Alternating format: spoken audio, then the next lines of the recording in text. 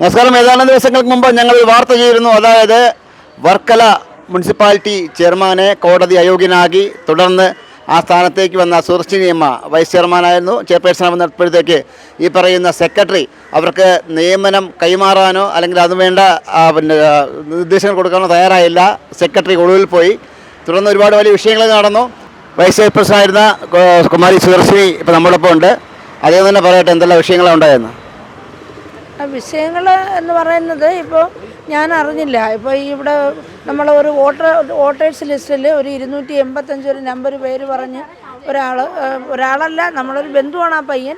അവനെ കൊണ്ട് ആരെങ്കിലും ചെയ്യിക്കുന്നോ അവൻ സ്വയം ചെയ്യുന്നോ ഇതൊന്നും എനിക്കറിയില്ല. പക്ഷേ അവനിവിടെ കൊണ്ട് പരാതി കൊടുത്തു. അത് സെക്രട്ടറി പറഞ്ഞത് ശരിയായ ഏർപ്പാടല്ല, അത് അങ്ങനെയല്ല, അത് വ്യാജമായ രീതിയിലാണ് അത് കിടക്കുന്നത്, ആ നമ്പർ ശരിയല്ല, അത് കണ്ടുപിടിച്ചു. അദ്ദേഹം പറഞ്ഞു ഇതിനെതിരെ നടപടിയെടുക്കാൻ പറ്റില്ല, ഒരാളിൻ്റെ വോട്ടവകാശം ഇല്ലാതാക്കാൻ പറ്റില്ല എന്ന് പറഞ്ഞ് അദ്ദേഹം ഒഴിവാക്കി വിട്ടതാണ്. വീണ്ടും ഇത് എങ്ങനെയാണ്, ഇത് ആരാണോ എനിക്കറിയില്ല, എൻ്റെ വോട്ടവകാശം നിഷേധിക്കാനാണോ രാഷ്ട്രീയ ഇടപെടലുകളാണോ ഒന്നും എനിക്കറിയില്ല. എന്തായാലും ഇദ്ദേഹം 2-3 ദിവസത്തിന് മുമ്പ് കൊണ്ടുപോയി അവിടെ JD ഓഫീസിൽ കാരണമാണ് പറയുന്നത് വോട്ടവകാശം ലഭിക്കാത്തതിന്. എനിക്ക് ഞാൻ എത്രയോ വർഷങ്ങളുണ്ട് ഞങ്ങൾ ആ അഡ്രസ്സിൽ തന്നെയാണ് വോട്ട് ചെയ്യുന്നത്. എൻ്റെ ഭർത്താവ് 18 വയസ്സ് മുതൽ വോട്ട് ചെയ്യാൻ തുടങ്ങി ആ അഡ്രസ്സ് തന്നെയാണ്. വിവാഹം കഴിഞ്ഞു ഞാൻ ആ അഡ്രസ്സിൽ ചെയ്യുന്നു. ഇപ്പോൾ എൻ്റെ കുട്ടികൾ ഞങ്ങളെല്ലാവർക്കും റേഷൻ കാർഡ് മുതൽ എല്ലാ ഒഫീഷ്യൽ രേഖകളും ഈ ചന്ദ്ര കോട്ടേജിൽ തന്നെയാണ്. പെട്ടെന്ന് അപ്രത്യക്ഷമാവുകയല്ല. 285 എന്ന നമ്പർ പറഞ്ഞുകൊണ്ട് അത് വേറൊരാളുടെ നമ്പറാണ്, ഈ പരാതി ഉന്നയിച്ച ആളിൻ്റെ നമ്പറാണ്. അതിൽ ഞങ്ങൾ വോട്ട് ചേർത്തു എന്നാണ് JDക്ക് കൊടുത്തിരിക്കുന്ന പരാതി. വർഷങ്ങൾ കൊണ്ട് ഞങ്ങൾ വോട്ട് ചെയ്യുന്നതാണ്. അപ്പോൾ ആ വോട്ട് ഇപ്പോൾ ചേർത്തെന്ന് പറയുന്നതിനകത്ത് ഒരർത്ഥവുമില്ല. മാത്രമല്ല ഈ 285 എന്ന് പറയുന്ന നമ്പറുകൾ ഞങ്ങളെ എല്ലാവരുടെ ഇതിലും കിടക്കുവാണ്. തൊട്ടടുത്തൊരു ഡോക്ടറുണ്ട്, അദ്ദേഹത്തിൻ്റെ ഇതിലും കിടക്കുവാണ്. അപ്പോൾ പിന്നെ ഇത് ടെക്നിക്കൽ തകരാറാണ്. ഒരു 285 വിഷയം, മനസ്സിലായില്ല. അപ്പോൾ പ്രതികാര നടപടിയാണോ? അതെനിക്കറിയില്ല. ഇത് രാഷ്ട്രീയ ഇടപെടലുകളാണോ? അപ്പോൾ രാഷ്ട്രീയ ഇടപെടലുകളാണോ പ്രതികാര നടപടിയാണോ എന്നൊന്നും എനിക്കറിയില്ല.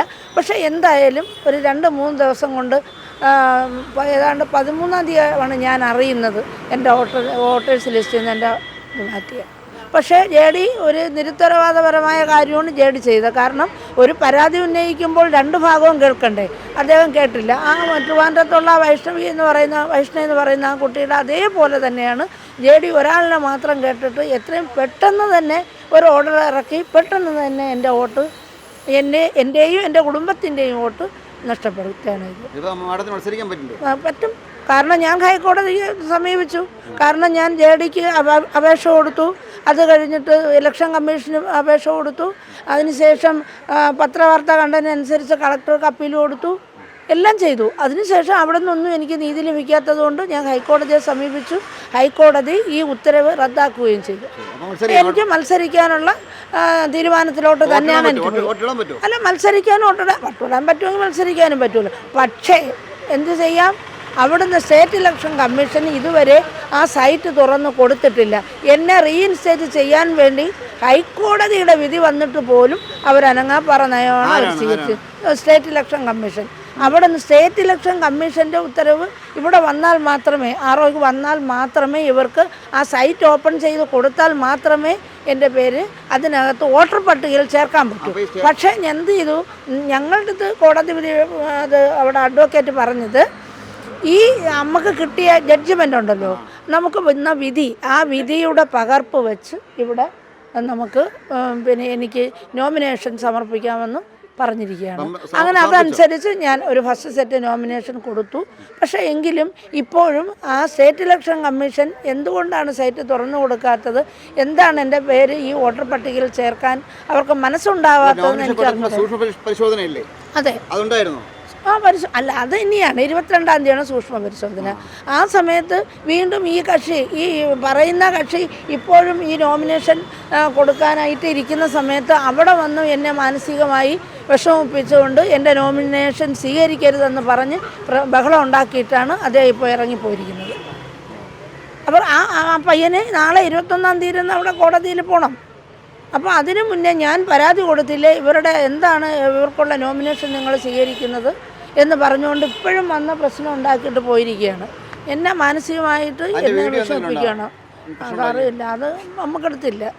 കാരണം ഞാൻ അവിടെ ഇത് പരിശോധിച്ചുകൊണ്ടിരുന്നത് കൊണ്ട് സാറിൻ്റെ മുമ്പിൽ ആറോയുടെ മുമ്പിൽ ഇരുന്നോണ്ട് എനിക്കത് പറ്റിയില്ല. പിന്നെ നമ്മളിങ്ങനെ നിരന്തരം ഒരാളിങ്ങനെ മാനസികമായി നിഴൽ പോലെ നമ്മളെ പീഡിപ്പിക്കുകയും നമ്മളുടെ അവസരങ്ങൾ നഷ്ടപ്പെടുത്താനായിട്ട് ശ്രമിക്കുകയും ചെയ്യുമ്പോൾ ഇതിന് കോടതി വിധി ഞാൻ വളരെ സന്തോഷമായി സ്വീകരിച്ചു. അപ്പോൾ ഞാൻ കോടതിയെ വിശ്വസിക്കുകയും ചെയ്തു. പക്ഷേ ഇപ്പോഴും സ്റ്റേറ്റ് ഇലക്ഷൻ കമ്മീഷൻ അനങ്ങാതിരിക്കുകയാണ്. ആ സ്റ്റേറ്റ് ഇലക്ഷൻ കമ്മീഷൻ്റെ ഓർഡർ പ്രകാരം സൈറ്റ് ഓപ്പൺ ചെയ്താൽ മാത്രമേ എന്നെ ഇതിനകത്തോട്ട് ഉൾപ്പെടുത്താൻ പറ്റത്തുള്ളൂ. പക്ഷേ എന്നാൽ കോടതി വിധിയിൽ ആ ജഡ്ജിമെൻറ്റ് വെച്ച് ഞാൻ കൊടുത്തു, നോമിനേഷൻ കൊടുത്തു. എനിക്ക് മത്സരിക്കാനുള്ള അവകാശം കോടതി തന്നിട്ടുണ്ട്. പക്ഷേ എങ്കിലും ഇപ്പോഴും മാനസികമായിട്ട് ഞാൻ വളരെ ബന്ധപ്പെട്ടോ? ഇല്ല, സ്റ്റേറ്റ് ഇലക്ഷൻ കമ്മീഷന് ഇന്നിപ്പോൾ നാളെ ഞാൻ പോവുകയാണ്.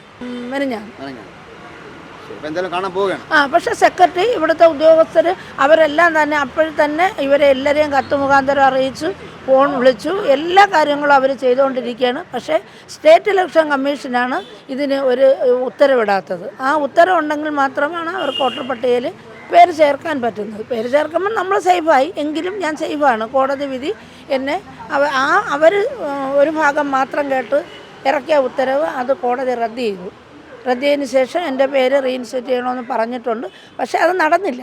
പക്ഷേ ഞാൻ ഈ ജഡ്ജിമെൻറ്റ് വെച്ച് നോമിനേഷൻ കൊടുത്തു. ഇവിടുത്തെ മുൻ ചെയർമാനായിരുന്ന ലാജി അദ്ദേഹത്തെ പുറത്താക്കിയ മുതൽ ആരംഭിച്ചതാണ് ഈ പറയുന്ന വർക്കല നഗരസഭയിലെ പ്രതിസന്ധികൾ. ഒരുപാട് പ്രതിസന്ധികളായി. ഈ പുറത്താക്കിയ ശേഷവും ലാജി ഔദ്യോഗിക വാഹനം ഉപയോഗിച്ചു എന്നതിനെക്കുറിച്ച് ചൂണ്ടിക്കാട്ടി പ്രതിപക്ഷ കക്ഷികൾ ബഹളമുണ്ടാക്കി. അതുപോലെ തന്നെ സെക്രട്ടറിയെ കുറേ കാലം കാണാതായിരുന്നു, സെക്രട്ടറി നിയമനം കൈമാറിയില്ല, അങ്ങനെ ഇവിടെ ഉണ്ടായിരുന്നു. അതിനുശേഷമാണ് ഇപ്പോൾ ഈ ഒരു വലിയ നാടകം കളിയിലേക്ക് കടന്നിരിക്കുന്നത്. അതായത് ഇവിടെ ചെയർപേഴ്സണായ അടുത്ത ലാജിക്ക് ശേഷം ചെയർപേഴ്സണായിരുന്ന കുമാരി സുദർശിനി അവരുടെ വോട്ടവകാശം ഉൾപ്പെടെ കാര്യങ്ങളൊക്കെ റദ്ദ് ചെയ്തു. അതൊരു വലിയ ട്വിസ്റ്റായിരുന്നു. തുടർന്ന് അവർ കോടതിയിൽ പോയി, ഹൈക്കോടതിയിൽ നിന്ന് അവർക്ക് അനുകൂലമായ ഉത്തരവ് വന്നു. ആ ഉത്തരവ് കയ്യിലുണ്ട്. പക്ഷേ ആ ഉത്തരവ് ഇവിടെ വർക്കല നഗരസഭയുടെ കൈമാറേണ്ടത് സ്റ്റേറ്റ് ഇലക്ഷൻ കമ്മീഷണറാണ്.